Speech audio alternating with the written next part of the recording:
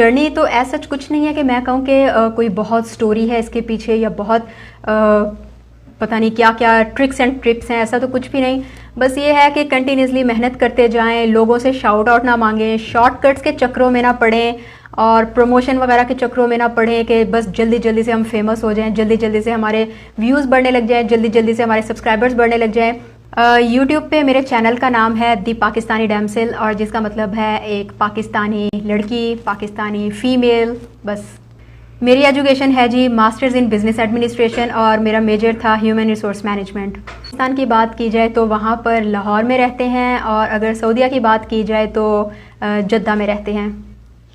YouTube पर आने से पहले मेरी एक जॉब थी और मैं जॉब कर रही थी एक बहुत अच्छी रियल इस्टेट कंपनी में, और मेरी पोजीशन थी जी फाइनेंस ऑफिसर। शुरू में तो मैंने इतना ज़्यादा सीरियस नहीं लिया था अपने चैनल को, तो इसलिए मैंने कभी व्यूज़ का ख्याल भी नहीं किया, और सेकेंडली मुझे कोई आइडिया भी नहीं था कि यूट्यूब होता क्या है, यूट्यूब चलता कैसे है, यूट्यूब से कोई अर्निंग भी होती है या नहीं। क्योंकि मेरा बेसिक पर्पस यही था कि एक हार्मोनल इशू जो है PCOS, उसके बारे में फ़ीमेल्स में अवेयरनेस फैलाऊं। तो मुझे कोई व्यूज़ का इतना पता नहीं था और ना ही मुझे अर्निंग वगैरह का इतना पता था। कंटिन्यू रखें अपना काम, अपने ऑडियंस को समझें और उनके जो सवालात होते हैं उनको जवाब दें। वो जो आपकी तारीफ़ें करते हैं उसको एक्नॉलेज करें, और जहाँ पर नेगेटिविटी की बात हो वहाँ पर आप उसको इग्नोर कर दें। बेहतर यही है कि ऐसे लोगों के कमेंट्स को ब्लॉक कर दिया जाए। बाकी अगर मैं बहुत ज़्यादा सक्सेस की बात करूँ तो मुझे सक्सेस मिलना शुरू हुई थी 1 साल तो मैं बस आराम से ही वीडियोस किए जा रही थी। कोई उसमें ऐसा नहीं था कि कोई बहुत ही स्पेसिफिक टॉपिक पर काम करना जिसकी वजह से एकदम से मुझे फेम मिला, ऐसा कुछ नहीं था। काम किया और एक्टिव रही, और एक दिन आया कि लोग सब्सक्राइब करने लगे। उसके साथ ही एक वीडियो वायरल हो गई और बहुत आसानी से फिर सब्सक्राइबर्स मिलने लग गए। सबसे पहले अर्निंग से मैंने कुछ भी नहीं ख़रीदा। सबसे पहले अर्निंग बहुत कम होती थी।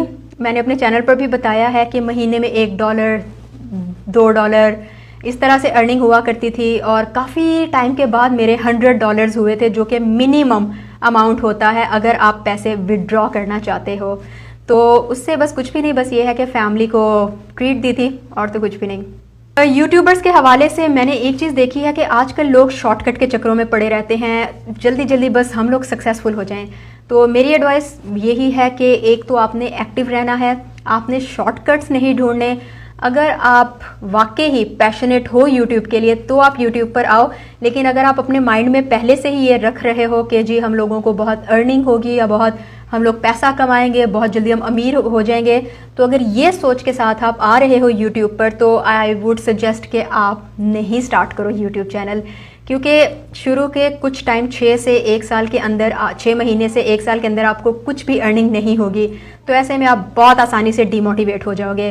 तो पैसे को साइड पर रखो और फिलहाल अपना पैशन देखो, अगर वो वाकई ही यूट्यूब में है। अगर हम सिर्फ यूट्यूब को देखें तो उसमें भी आपको मेहनत करनी है, और अगर हम अपनी नॉर्मल लाइफ को देखें तो उसमें भी आपको मेहनत करनी पड़ती है।